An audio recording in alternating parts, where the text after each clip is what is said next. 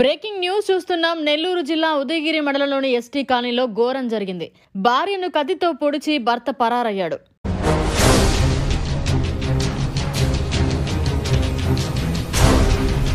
కట్టా మస్తాన్ అనే వ్యక్తి తన భార్య ఇందును కుటుంబ కలహాల నేపథ్యంలో కత్తితో పొడిచి పరారయ్యారు.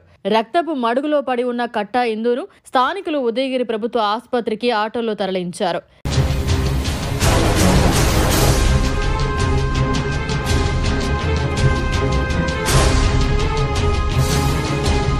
నిందితుడి కోసం పోలీసులు గాలిస్తున్నారు.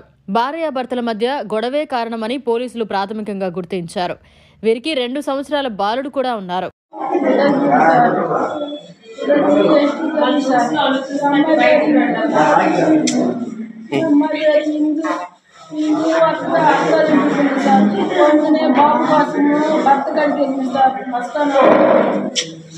గొడవ జరిగిందనే అమ్మాయిని బాబుని లాక్కోగానే కత్తితో పొడి చేసేసారు. వెనకల ముందు కత్తితో పొడి చేసేసారు. జరిగింది. ఎందుకు వచ్చాడు సార్? బాబుని లాక్కుంటే కత్తితో పొడి చేసేసారు. ఏ తగులు తంటలు అప్పులు ఉన్నాయి సార్. తగులుంటే ఇద్దరు ఇడుగులు సార్. ఇద్దరిని ఇడుగుట్టేసినాము. అబ్బాయి ఇంటికి వస్తా పోతా ఇక అబ్బాయి ఈ రోజు అనుకుని అమ్మాయి చెప్పాలనుకుంటున్నారు సార్. అనుకున్నాడు అబ్బాయి ముగించేసి సార్. ఎవరు?